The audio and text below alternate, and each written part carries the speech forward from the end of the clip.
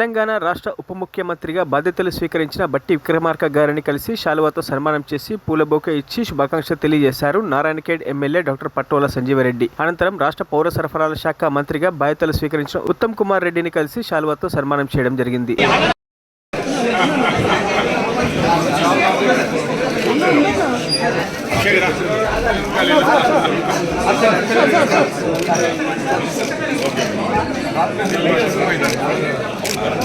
Right Shabbir భాయ్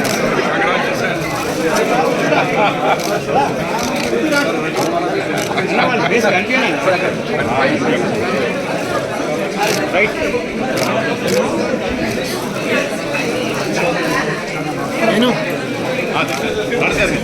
మరిన్ని updates కోసం మా ఛానల్ని సబ్స్క్రైబ్ చేయండి.